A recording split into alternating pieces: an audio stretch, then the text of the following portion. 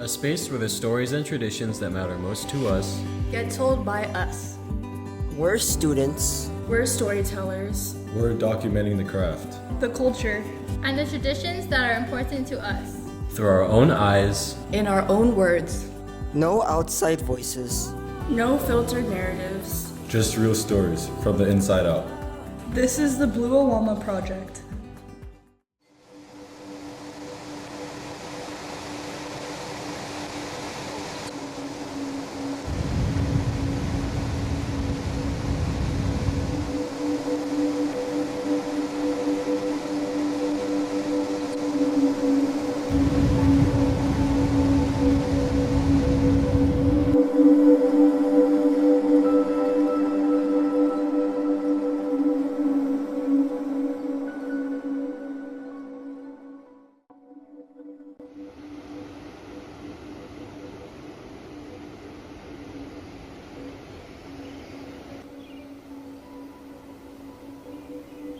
Surfing will never not be my favorite thing in the world to do. No matter where I go, like if I go to the mainland, play football, all I can do up there while I play football is come surf, come home. I was basically born into a family of watermen, but as soon as I was born, they had me in the water. And after I stood up on my first surfboard, it's just my favorite thing to do. Since I have, plenty of family members that are really into surfing, really into fishing and diving, it's another reason to stay in the water.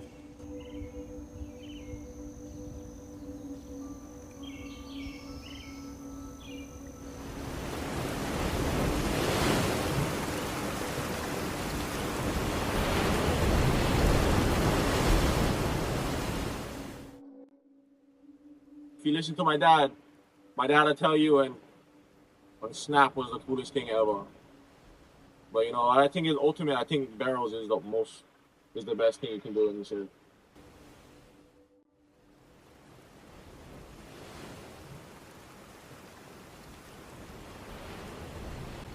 I just never did stop. Never fell out of love with it. Always liked it. I think the ocean just teaches you respect, discipline. Like, if you don't respect the ocean, you can die. So that's a certain thing. One thing you have to respect is the ocean. Kind of overpower them.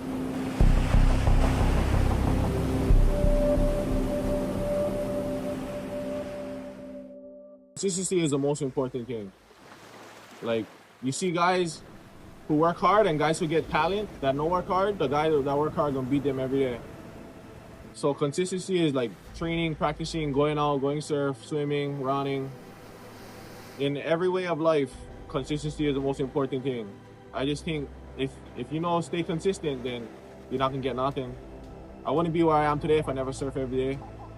I wouldn't even have dreams of football if I never go to practice every day when I had practice. So not only in surfing or the water, everything, consistency is the most important thing. The main reason I think you should surf, and why it's culture, is for fun. It's the best thing in the world if you get good. Even if you're not good, you're surfing with your good friends. They're gonna make you look bad, but you can have fun. The whole reason I am who I am, why I act the way I do. I've been around surfers my whole life, been surrounded by the water, been surrounded by watermen. Even right now, to this day, I go to the beach, all my uncles surfers, all my friends surfers. So hanging out with my best friend Kala, I'm gonna attribute plenty of my actions to him too, the way I act. Being with him, Kala, he just showed me a whole, there's plenty more to life.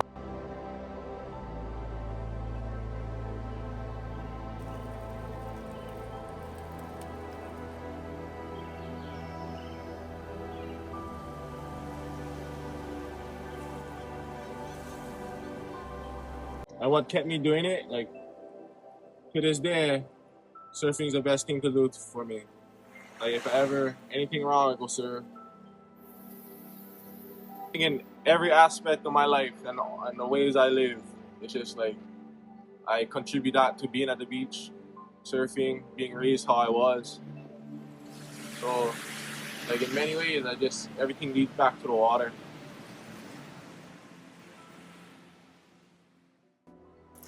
Hi, my name is Kalei Rivas. I am 16 years old. I am from the Big Island of Hawaii. I started surfing when I was 4, right here on Honolulu. And it's probably been the best part of my entire life, and I've dedicated my entire life to it. I think the way surfing has shaped the way I live over time is just by being my life, pretty much. Everything I do revolves around surfing, and like every single sport or athletic thing that I do outside of surfing has to benefit my surfing career. So pretty much everything's kind of diverted into that to benefit my skills.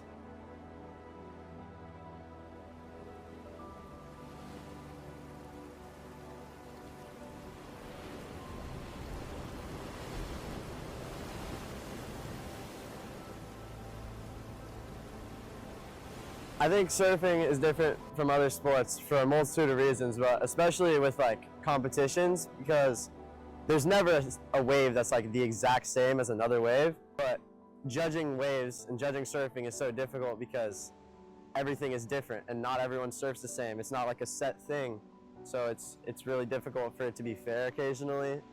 So that's why there's so much controversy in surfing. And surfing is also different just because it's in the ocean, it's in Mother Nature. It's the best sport ever.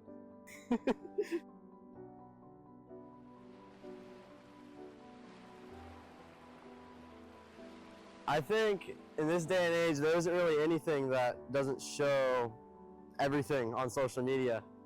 I feel like everyone's kind of got their entire life and everything they do out on there.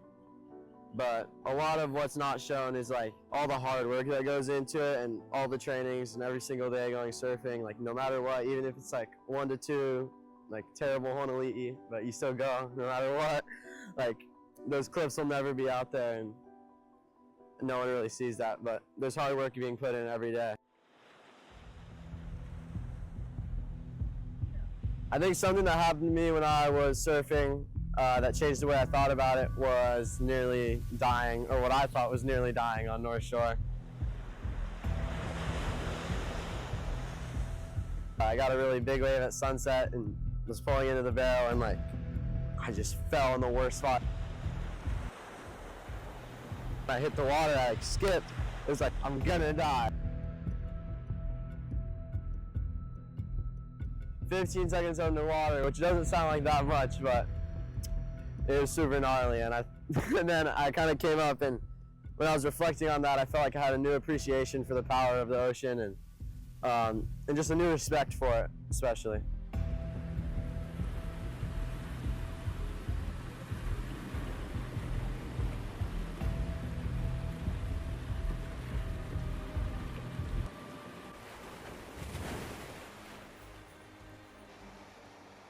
What got me into competing was the first contest I did here was a Honolulu Paka. So I was friends with Diesel Butts, and I was talking to him in the lineup. He was like, "You should do this contest, Kalei." And so I came down, and then I won it, my first contest ever. And then I proceeded to win that 3 years in a row until it stopped running, sadly, because of Corona. And it just hasn't started up again. When I was 12, I got my first real sponsor by Florence, and that was kind of the start of my like journey of becoming like a way greater surfer. 2 days ago, I got 5th in states on Oahu, and that was a great experience. The waves were firing. It was amazing. I believe the way surfing is different from when I'm free surfing and when I'm competitive surfing is really just like the mindset's completely different. But what I've been working on recently, especially with my coach, Uncle Jason Shibato, was kind of getting in the competitive mindset during my free surfs. So I am more comfortable in that, especially in competition, which has definitely helped me. Sometimes, like when I'm free surfing, I can have like a mess around attitude, and I'm just like going out there to have fun. And then when you're competing, it's hard to go from having fun and just messing around to being locked in and making every wave and like performing well. So the difference really is just the mindset, but we've been trying to work on bringing them together, so I'm consistent at everything.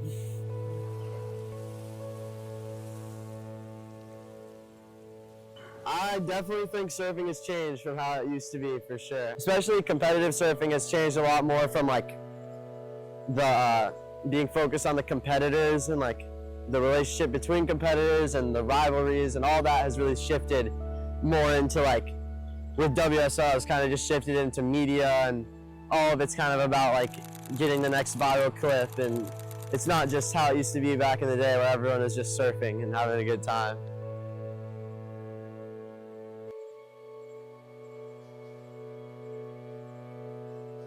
Something I've learned from surfing that applies to outside of the water is definitely the discipline it takes to be really good at surfing. I mean, you have to train every day, no matter what, like, and you just to be at the top of the level, even just in Hawaii. So I think having to do that to be the best at surfing is helped me to have a better mindset going into anything that I do. Just knowing that I have to like train and work hard for everything.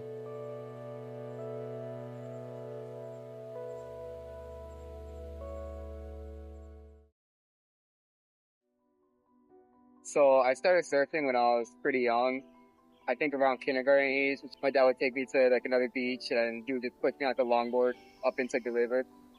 And I started just surfing. And then it wasn't until third, fourth grade or so that I started the bodyboard.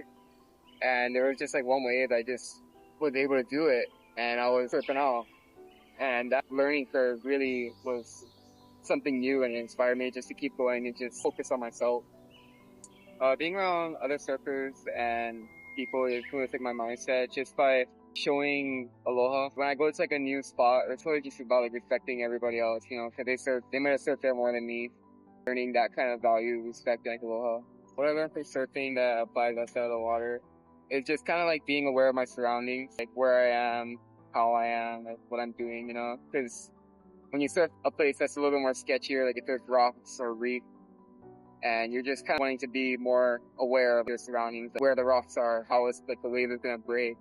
And that same kind of thing can be applied into real life. One of my most favorite memories like surfing was when I got my first legitimate little barrel. I was surfing down at Hawaii. I was surfing the inside and then I don't know how it happened. I think I caught it from the little rock on the inside, but I just remember getting barreled and it was the coolest feeling ever. It just felt powerful. It just felt great.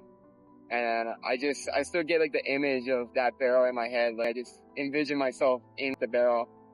It was one of the greatest experiences that I had. And ever since then, I just, like love getting barreled. And soon you start to like learn how to do like rolos and you're catching major air and you're loving the speed too because you're starting to go on bigger waves. So it's like a great feeling all around. I love it. I believe that stand-up surfing has in a way lost its sense of core. When you look at the old-time riders like Andy Irons or Mick Fanning, even Kelly Slater, it's just way more different surfing style and way more newer people are starting to surf and it's different in a way, just changing it up.